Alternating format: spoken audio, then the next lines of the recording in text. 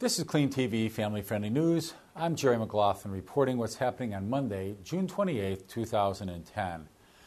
Elena Kagan may be the second Jewish woman to be nominated for the U.S. Supreme Court, but a group of prominent Orthodox rabbis is saying, not so fast.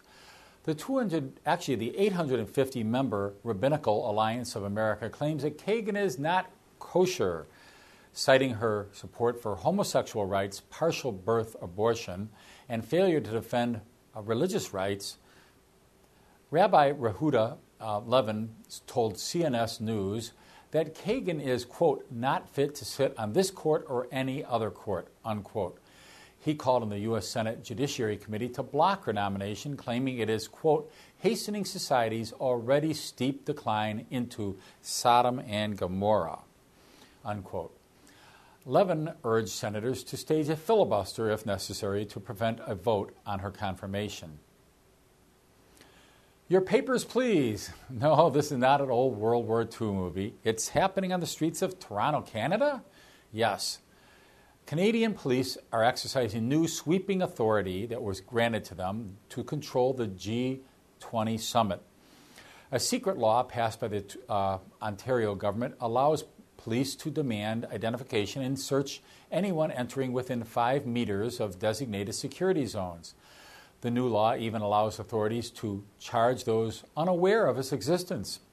Such was the case last Thursday with a 32-year-old man who was arrested for failing to reveal his identity to police. It also empowers police to, quote, use such force as necessary, unquote, to exclude those without proper credentials from security zones. The law is set to expire later today and has been opposed by the Canadian Civil Liberties Association. The Illinois State Police has revoked the appointment to the agency's first Muslim chaplain, citing only information revealed during a background check. A national Muslim advocacy group on Wednesday blamed the move on Islamophobia.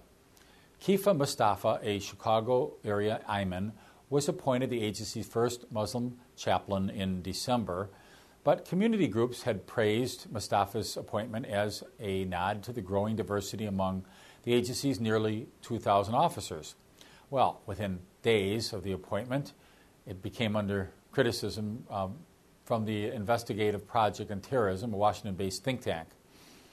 The Associated Press reported that the Council of American Islamic Relations in Chicago, which is representing Mustafa, said the imam was not told why his appointment was put on hold. We'll bring more on this and similar stories in the future as the balance is tried to be made between religious liberties, religious freedoms, and keeping an eye on terrorism. Which, by the way, when it comes to Islam, it isn't actually a traditional religion as such. It's more of a terrorist organization that's put in writing as to killing or conquering everybody in the world to make peace on earth, when Islam is the only quote-unquote religion or way of life left on the planet. Last Friday, a story broke a little too late for us to report on it, but on June 25th, 2010 is a day that will actually live in infamy. Why? Because on Friday, ICANN, that's ICANN, the nonprofit organization that coordinates the internet naming of domains, voted to allow the XXX, the .xxx domain suffix to become legal. Now, Morality Media President Robert Peters believes the ICANN officials are naive if they actually believe that hardcore pornographers are going to adhere to the rules and actually move all their filthy websites to ones that end in .xxx to protect the public. He says that the children will still find access to it, and parents, most of them won't know how to do the internet filtering anyway, so it's pointless, really, to dignify pornographers by giving them their own home, their own real estate domain on the internet.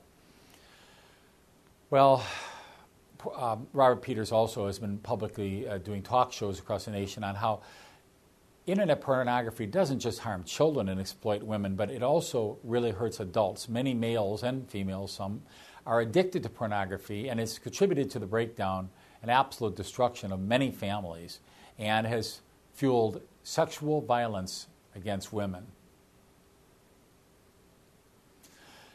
Actor Kevin Costner is promoting a device that has successfully been separating oil from water for BP.